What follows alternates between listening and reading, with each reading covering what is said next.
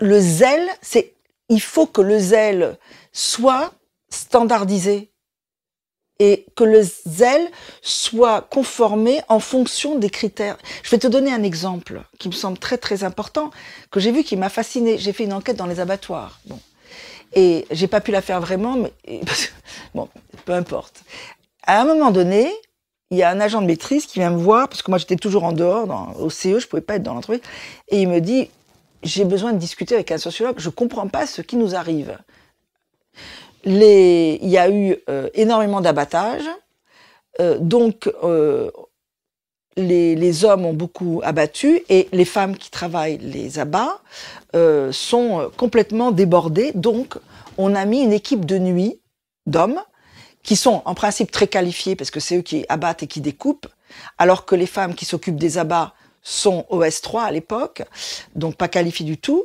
Et ils font l'équipe de nuit. Et lorsque les femmes arrivent le matin, elles mettent toutes les encours, il y en a beaucoup, directo à la poubelle sans regarder comment ça a été travaillé.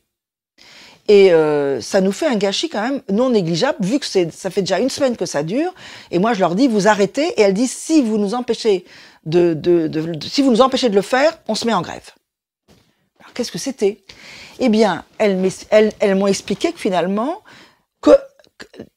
leur réflexe, c'est de dire, comment pouvez-vous imaginer une seule seconde que, comme elles disaient, ces messieurs qui viennent de l'abattage et de la découpe puissent connaître notre travail, puissent le faire avec la qualité et la finesse avec laquelle nous travaillons. Ce qui fait que la présentation est bien, elle est régulière, il y a de la finition, et quand ça arrive dans le grand magasin, on voit que c'est du beau travail. Eux, ils sont pas capables de le faire. Donc nous, on le fout à la poubelle et on reprend à zéro. Bon. On voit bien que ça n'allait pas du tout dans le sens des intérêts de l'entreprise. Tu vois, là, on voit qu'il y a un conflit réel entre ce qu'elles estiment.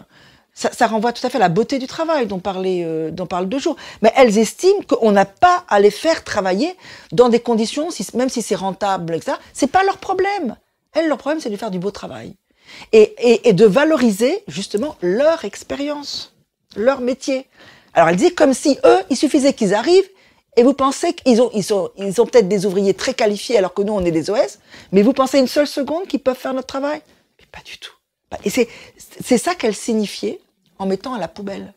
Donc, on voit qu'il y a l'idée de même mobilisez-vous, faites bien, etc., mais dans le cadre de ce qui est expressément requis pour la rentabilité de l'entreprise. Donc, il y a un enjeu dans l'implication de la subjectivité au travail. Est-ce que c'est une subjectivité façonnée en fonction des points de vue, des valeurs professionnelles, des aspirations des salariés, ou est-ce que c'est une subjectivité, pour reprendre l'expression qu'utilisait Dominique Lhuillier, arraisonnée par l'employeur, qui va être capable de la conformer à ce qu'on veut d'eux. Tout l'enjeu, il est là. Comme tout l'enjeu dans le taylorisme était d'obliger, quels que soient les états d'âme, à la régularité du travail, même si au contraire, ils se mobilisaient pour que ça marche mieux.